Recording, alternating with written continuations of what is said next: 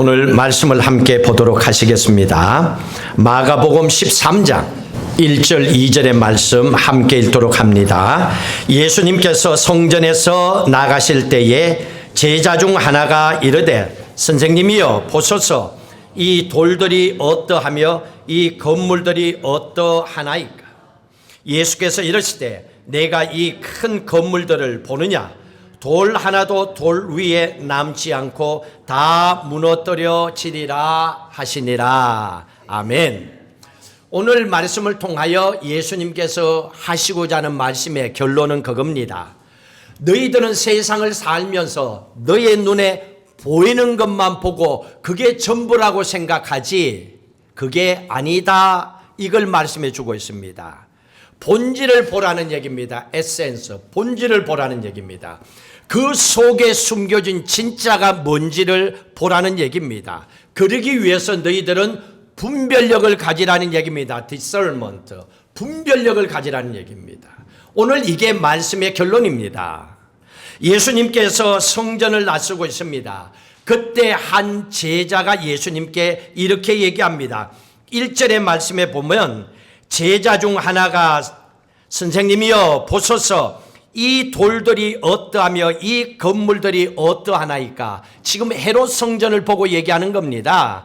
헤롯 성전이 너무너무 멋지니까 이거 감탄사입니다. 표현하면 이렇습니다. 선생님, 헤롯 성전이 얼마나 아름답고 위엄스럽고 너무 귀하지 않습니까? 하고 감동을 받아서 표현한 말이었습니다. 그랬는데 이 말을 듣고 예수님께서 2절에 뭐라고 반응을 하셨습니까? 중요한 건 이겁니다. 예수님이 반응하신 그 말씀의 전달이 중요합니다. 2절의 말씀 다시 한번 읽을까요? 예수님께서 이르시되 내가 이 큰 건물들을 보느냐? 돌 하나도 돌 위에 남지 않고 다 무너뜨려지리라. 서로 반대되는 말이에요. 제자는 헤롯 성전을 보고 감탄을 하고 있는데 예수님은 돌 위에 돌 하나도 남지 않고 다 무너진다고 얘기합니다. 이 말씀은 AD 70년에 로마 장군 티투스를 통해서 예루살렘 성이 무너지고 헤롯 성전이 파괴되는 것을 미리 예언한 메시지였습니다. 예수님은 그걸 보고 말씀하셨습니다. 그러나 그걸 알지 못하는 제자는 눈에 보이는 것만 보고 대단하다고 생각했던 겁니다. 예수님의 말씀은 돌 하나도 돌 위에 남지 아니하고 다 무너지리라. 그러니 그 아름다운 헤롯 성전을 보고 있던 제자는 놀랄 수밖에 없죠. 자기 생각하고는 전혀 말이 안 되는 말씀을 하셨기 때문에. 자, 그러면 우리가 이 말씀을 깨닫기 위해서는 성경에 나오는 성전의 역사에 대해서 간단하게 좀 알아야 됩니다. 템플의 히스토리가 어땠는지. 성전은 성막 시대부터 시작해서 네 번의 성전 시대가 있었습니다. 첫 번째가 성막 시절이죠. 하나님께서 이스라엘 백성들을 출애굽시킬 때에 시내산에서 모세를 통해서 성막을 짓게 합니다. 그리고 내가 이 성막에서 너희들을 직접 만나겠다라고 약속의 말씀을 주셨습니다. 이 성막 시절은 다윗이 지나고 솔로몬 시대까지 성막의 자리에서 하나님을 만났습니다. 다윗이 하나님 앞에 그렇게 고백했지요. 나는 아름다운 성에 사는데 하나님의 언약궤, 하나님의 법궤 성전은 아직까지 천막에 있으니 성전을 짓도록 해 주십시오. 하나님은 괜찮다. 너는 피를 많이 흘렸기 때문에 너를 통하여서는 성전을 건축하지 않도록 하겠다고 그의 아들 솔로몬을 통하여 성전을 건축하게 했습니다. 아버지는 성전을 건축하도록 다 준비해 두었죠. 두 번째 성전이 솔로몬 성전입니다. 솔로몬 성전은 다윗이 전쟁을 하면서 모아놓은 엄청난 전리품들이 있었습니다. 그리고 솔로몬 시절에 금은 보화, 그 아름다운 모든 것을 모아가지고 성전을 멋있게 지어서 하나님 앞에 봉헌했습니다. 그런데 이 솔로몬 성전 역시 기원전 586년에 바벨론에 의해서 파괴되었습니다. 없어졌습니다. 돌 하나도 돌 위에 남지 아니하고 다 무너졌습니다. 바벨론이 쳐들어와서 다시 돌아갈 때에 성전에 있는 각종 금은 보화 그릇까지도 다 가져갔습니다. 하나도 남지 않았습니다. 세 번째 성전이 스룹바벨 성전입니다. 바벨론으로 이스라엘 백성들이 포로로 끌려갔습니다. 70년의 포로 생활을 하고 고향 땅으로 다시 돌아옵니다. 돌아와서 이 백성들이 처음 한 것이 하나님의 성전을 짓는 일이었습니다. 왜 그럴까요? 포로 생활 70년 동안에 예배를 드리는 것이 그들의 소원이었거든요. 예배를 드릴 수가 없었어요. 성전이 없고 이방 땅에 포로로 가 있으니 예배를 어떻게 드립니까? 예배 드릴 수 있으면 그저 그것만이 소원이었어요. 그 간절한 마음을 갖고 있던 이 백성들이 고향으로 돌아와서 마음을 모아서 뭐 돈도 없고 포로로 끌려갔다 하는데 뭐 형편이 있겠어요. 그러나 성전을 지었습니다. 눈으로 볼 때는 보잘것없고 소박한 성전이었습니다. 솔로몬 성전에 비하면 아무것도 아니죠. 그렇지만은 하나님께서는 이 백성들이 여기에 모여서 예배드리는, 모여서 찬양하고 기도하고 예배하는 이 모습이 너무 귀했고 이스라엘 백성들도 너무 감사하는 마음으로 예배를 드렸던 거예요.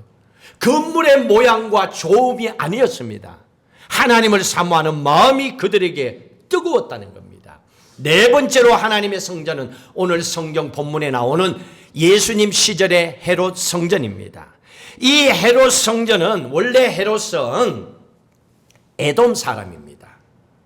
에돔 사람인데 이스라엘 사람이 아니었기 때문에 에돔 사람이 유대인들이 살고 있는 이 땅을 다스리기 위해서는 됩니까? 이게 안 되지요. 근데 한국은 좀 달라 이상해요. 원래 여기 A에 살던 사람이 뭐 국회의원 나오려면 A에 살던 사람이 해야 되는데 요즘은 B에 살던 사람이 A에 가서도 하고 나는 잘 모르겠어. 한국은 뒤죽박죽이야. 근데 원래는 안 좋아하는 게 정상이잖아요. 왜 다른 데 와서 뭐 갑자기 뭐 하겠다 그러면 너를 어떻게 믿어 이래 나오잖아요. 그러니까 헤롯도 똑같습니다. 에돔 사람인데 이스라엘 땅에 유대인들을 통치하려고 하니까 이스라엘 백성들의 마음이 안 되죠. 그래서 이스라엘 백성들의 마음을 빼앗기 위해서 있는 돈 다 모아가지고 멋들어지게 헤롯 성전을 짓습니다. 그리고 이스라엘 백성들이 저 성전에 가서 예배를 드리게 한 거예요. 마음을 빼앗은 거죠. 백성들이 좋아하죠. 화려한 성전을 지었습니다. 이 네 번의 성전 가운데 두 번의 성전은 보잘것 없습니다. 두 번의 성전은요, 화려하고 아름답고 멋집니다. 한번 살고 싶을 정도로 너무너무 멋진 성전이었습니다. 차이점을 한번 볼까요? 성막과 스룹바벨 성전을 보셨지요. 성막과 스룹바벨 성전, 성막은 초라한 천막에 쳤습니다. 여러분 아시는 대로 보잘것 없어요. 그냥 옮기면서 또 텐트 치고 이렇게 했었습니다. 그런데 포로에서 돌아온 이스라엘 백성들이 지었던 성전이 또 스룹바벨 성전이었잖아요. 보잘것없잖아요. 그렇지만 공통점이 뭡니까? 성막에서는 하나님이 직접 이스라엘 백성들을 만나줬어요. 스룹바벨 성전에서는 성전은 보잘것없었지만 하나님은 거기에서 간절한 마음으로 예배 드릴 수 있는 것만으로도 감사하는 마음으로 찬양하고 기도했던 그 이스라엘 백성들을 보시고 기뻐하셨던 거예요. 그러니 성막과 스룹바벨 성전에 있어서는 외적으로는 보잘것없었지만은 그곳에서는 영적으로 하나님의 은혜가 충만한 시대였습니다. 그리고 이 성막과 스룹바벨 성전에서는 하나님이 성막에 직접 나타나셔서 말씀하셨고 만나주시고 도와주셨습니다. 스룹바벨 성전에서는 하나님께서 그들의 예배와 모든 걸 받으셨습니다. 중요한 것은 하나님께서는 교회의 주인이 건물을 만든 사람이 아니라 건물을 지은 인간들이 아니라 하나님이 주인이라는 걸 우리에게 말씀해 주고 있는 겁니다. 그게 영적으로 살아있느냐는 겁니다. 근데 요즘 와서는 사람들은요 좀 많이 바뀌었어요. 예를 들어서 엄마 아빠가 옛날에 배고팠던 시절 얘기를 하면 애들이 뭐라 그런 줄 아네요. 왜 밥을 굶어? 돈 주고 사 먹으면 되지. 이런 세상에 살고 있습니다. 그런데 이런 아이들에게 이런 얘기를 하면 먹혀 들어가겠습니까? 기왕이면 이쁘고 좋은 교회, 쿠션 좋은 교회, 모든 게 준비한 교회 가서 예배드리지 왜 어려운 데 가려고 그래? 당연히 질문이 나오지요. 그러나 그들에게는 본질이 없는 거예요. 예배의 진짜가 빠져버린 겁니다. 교회의 주인이 하나님이신 게 빠져버렸다는 얘기입니다. 솔로몬 성전, 헤롯 성전 볼까요? 얼마나 화려합니까? 그러나 영적인 암흑기였습니다. 하나님과의 교제가 끊긴 시대였습니다. 솔로몬은 성전을 짓고 나서 타락을 했습니다. 이방 공주들과 결혼을 했습니다. 이방 우상 신상을 가져와서 섬겼습니다. 그들의 타락은 나라가 망할 때까지 계속 갔습니다. 여러분은 솔로몬의 좋은 것만 보기 때문에 그런 거예요. 껍데기만 보았기 때문에 그렇습니다. 그리고 정치 권력과 종교 권력이 손을 모아가 결탁합니다. 서로 주고받고 하는 겁니다. 하나님이 주인 되는 성전이 아니었습니다. 사람이 주인 되는 성전이었습니다. 저는 이걸 봤을 때 우리가 살아가는 이 시대는 포로 시기도 아닙니다. 이방이 쳐들어오는 전쟁의 시기도 아닙니다. 그러면 종교와 정치는 분명히 구분이 돼야 돼요. 그러나 우리가 보는 이 시대에는 어떻습니까? 종교인지 정치인지 구분이 안 돼요. 그런데도 사람들은 거기에 대해서 바르게 말씀을 통하여 깨닫지 못합니다. 사람이 주인되어 있는 교회에서 예배를 드리면서도 할렐루야! 여러분 이건 돌아보셔야 되는 거 아닙니까? 이게 진짜 본질인가? 예수님 시절에 헤롯 성전은 어땠습니까? 정치 권력과 헤롯 당과 종교 권력자인 바리새인 서기관 사두개인 대제사장 율법학자들 이 사람들이 결탁해서 모든 걸 풀어나가잖아요. 이 사람들이 도와주지 않으면 복음도 안 돼요. 진리도 없는 거예요. 거짓이 진짜가 되어버리는 거예요. 예수님을 십자가에 못 박기 위해서 그 당시에 빌립과 헤롯이 친구가 되잖아요. 둘이가 적인데도 친구가 되잖아요. 일단 살고 보자. 예수 죽이고 그 다음에 우리가 알아서 하자. 이런 게 인간들입니다. 여러분들은 오늘날 그런 시대에 살아가고 있는 겁니다. 성전의 주인이 하나님이심에도 불구하고 사람들은 하나님을 섬기지 아니하고 세상의 끝을 보고 살아갑니다. 하나님은 이런 성전을 보시면서 오늘 말씀하셨잖아요. 필요 없다. 나 그런 성전 너희들에게 원한 적이 없다. 결국 헤롯 성전은 바벨론 통하여서 무너집니다. 바벨론을 통하여서 솔로몬 성전이 무너지고 로마 티수스 장군을 통하여 헤롯 성전은 무너지고 맙니다. 돌 하나도 돌 위에 남지 아니하고 오늘 말씀대로 싹 없어집니다. 여러분 우리가 살아가는 이 시대 교회들이 많이 있습니다. 여러분들이 섬기는 교회도 있고 이웃의 교회들도 많이 있습니다. 그 교회의 주인은 누구십니까? 하나님이십니까?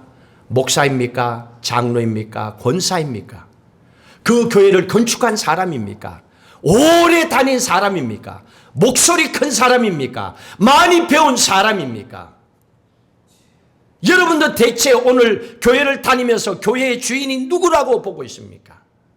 오늘 그걸 우리에게 말씀해 주고 있습니다. 참된 교회가 되기 위해서는 하나님이 주인이 되셔야 됨을 믿고 사시기를 주의 이름으로 축복합니다. 하나님은 그걸 우리에게 말씀해 주고자 하는 겁니다. 그런데 오늘 이 제자는 헤롯 성전의 진짜 본질을 보지 못하고 외형의 껍데기 화려한 것만 바라보고 감탄한 거잖아요. 우와 선생님 너무너무 멋있어요. 이렇게 지금 얘기하고 있습니다. 우리도 이 땅에 세워진 많은 교회들의 성전의 겉모습만 바라보고 살고 있는 것은 아닌지, 성전 건물만 바라보고 모이는 사람들의 숫자가 많고 적은만 바라보고 교회 헌금이 많이 나와서 예산이 많은 것만 바라보고 이 교회는 좋은 교회다, 하나님이 기뻐하시는 교회라고 하면서 착각하고 예배드리고 살아가고 있지는 않는지 우리 스스로를 돌아보라는 얘기입니다. 그게 진짜 살아있는 예배인가? 정말로 그 돌 위에 돌 하나도 무너지지 아니하고 그것이 영원히 갈 것 같은가? 오늘 말씀을 통하여 바라보라는 얘기입니다. 참된 교회의 주인은 목사도 아니요, 장로도 아니요, 그 어느 누구도 교회의 주인이 아니라 오직 하나님 한 분이심을 선포하고 믿었고 사셔야 합니다. 하나님은 그걸 우리에게 말씀하고 계십니다. 그래서 하나님 앞에 우리가 나와서 예배를 드려야 돼요. 기도해야 돼요. 무릎을 꿇어야 돼요. 참된 교회가 되는 겁니다. 여러분, 일주일 동안에 한 번도 기도 안 하고 한 번도 성경 안 보고 한 번도 예배를 드리지 않고 주일날만 와서 말씀 들어보세요. 말씀이 제대로 들리는가? 여러분, 그분이 장로라면요, 그 교회 무서운 교회예요. 언제 그 교회가 사고 날지 몰라. 예배도 안 드리고 기도도 안 하는 사람이 장로야. 무서운 거 아니에요? 예배도 안 하고 기도도 안 드리는 사람이 교회 권사야. 시끄럽지요. 주방이 왜 시끄러운데 교회에서? 기도 안 하니까. 일주일 내내 기도해도 우리는 연약한 존재임을 고백합니다. 하나님의 말씀을 들어도 다 깨닫지 못하는 부족한 인생들입니다. 그래서 하나님께서는 우리에게 예배가 얼마나 소중한지를 얘기해 주고 계십니다. 자, 예수님이 이 말씀하셨는데도 제자들은요, 여전히 예수님의 말씀에 자기들이 충격받은 것만 관심을 가집니다. 이 화려한 헤롯 성전을 두고 돌 위에 돌 하나도 남지 않고 다 무너진다고? 무너진다는 것만 관심을 가집니다. 지금 예수님이 왜 그 말씀하셨는지는 관심을 안 가져. 말씀을 들어도 이 진짜에 관심을 가져야 되는데 딴 것만 신경을 쓰고 있는 거야.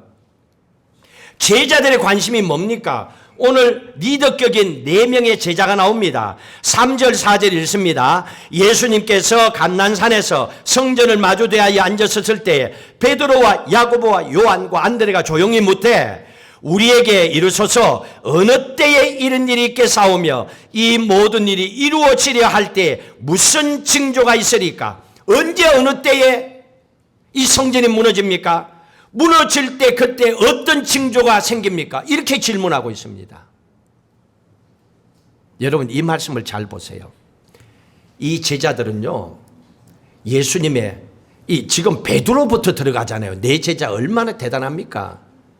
근데 이 훌륭한 믿음의 제자들도 그들의 생각은 성전 무너지는 거, 거기만 꽂혀 있습니다. 언제 어느 때에 무너집니까? 어떤 징조가 일어납니까? 이건 뭡니까? 그들의 관심이 눈에 보이는 성전에만 있다는 거예요. 하나님의 말씀에 있지 않아요. 말씀이 왜 무너집니까? 말씀은 영원히 존재하는 거예요. 그런데 무너지지 아니하는 말씀의 뜻이 그게 무슨 말씀입니까? 라고 드는 것이 아니라 언제 이 헤롯 성전이 어떤 징조가 일어납니까? 이 눈에 보이는 성전에만 관심이 있는 거예요. 교회를 다녀도 변함이 없어요. 기도를 해도 똑같아요. 참 답답하죠. 예수님 볼 때는 변함이 없습니다. 예수님이 대답하시잖아요. 오늘 중요한 말씀 2가지를 해줍니다. 5절 6절 같이 돌아갑니다. 예수께서 이르시되 너희가 사람의 미혹을 받지 않도록 주의하라. 많은 사람이 내 이름으로 와서 이르되 내가 그러하여 많은 사람을 미혹하리라. 주의하라, 미혹하리라. 이 말씀을 우리에게 주셨습니다. 오늘 이 시대에 예배를 드리는 여러분들이 기억해야 될 말씀입니다. 오늘 우리가 살아가는 이 시대에 이단인 줄 모르고 갑니다. 신천지가 신천지 모르고 갑니다. 널려 있어요. 이게. 왜 널려 있습니까? 지금 여러분들이 다니는 교회 안에 타락하고 목사가 타락하고 교인이 타락하고 문제가 교회 안에 있으니까 내가 봐도 그런데 믿지 않는 또 이단에 다니는 사람들이 얘기하면 반박할 말이 없잖아. 왜? 교회가 그런 걸 뭐. 교회가 돈 때문에 싸우고 있어. 그리고 교회 안에도 쪼개져 있어. 내가 아는데 이단들이 얘기한들 무슨 할 말이 있어요? 내가 깨끗하고 우리 교회의 본질이 제대로 서 있어야 어디 가서도 아니야 하고 얘기하지요. 지금 그런 시대에 살고 있습니다. 그러면 우리가 어떻게 해야 됩니까? 오늘 두 마디를 기억하라는 겁니다. 주의하라, 미혹하리라. 미혹받지 않도록 주의하라는 얘기입니다. 그냥 교회만 와서 예배 드렸다고 너희 영혼이 사는 게 아니라는 겁니다.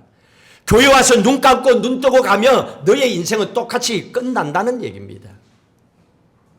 하나님은 그게 아닙니다.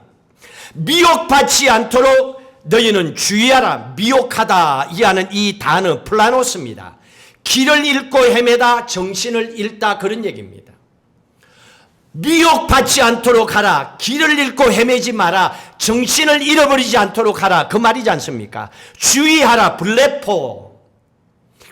주의하라. 블레포. 이거는 두 눈을 부릅뜨고 살피라는 얘기입니다. 사람들이요, 자기가 관심 있는 일에는 눈이 반짝 떠요. 근데 관심 없는 일은 눈이 허르멍텅해요. 왜? 듣기 싫으니까. 사람이 싸울 때 보세요. 눈에 힘이 들어가 있잖아요. 근데 싸움 안 할 때 그냥 몇 평을, 교회 오면 이래 있잖아요. 말씀 전하기 시작하자마자 눈을 부릅뜨고 살피라는 얘기예요. 그래야 영혼이 살지. 뭐 살든지 말든지 본인들이 해야 되지만은 저는 말씀을 전해줘야죠. 이 시대에 우리가 해야 되는 것이 이 두 가지입니다. 너희들은 건물에만 관심이 있구나. 아무리 화려하고 멋진 건물이라 하더라도, 성전이라 하더라도 시간이 지나면 다 무너진다. 거기에 관심을 가지지 마라. 건물이 너희를 구원하는 게 아니야. 너희들이 헌금하고 지은 그 멋진 건물이 너희들을 천국 가게 하는 거 아니야. 너희 영혼에 관심을 가지라는 얘기입니다. 너희 영혼이 미혹받지 않도록, 너희 영혼이 길을 잃고 헤매지 않도록 두 눈을 부릅뜨고 하나님의 말씀 위에 굳게 서서 너의 영혼을 지키라, 그 말입니다. 여러분 그렇게 신앙생활하고 있습니까? 요즘은 뭐 예배가 널려 있잖아요. 인터넷 아무 데나 뭐 듣죠. 뭐 교회도 널려 있잖아요. 여러분 그렇게 예배 드리란 얘기가 아니에요.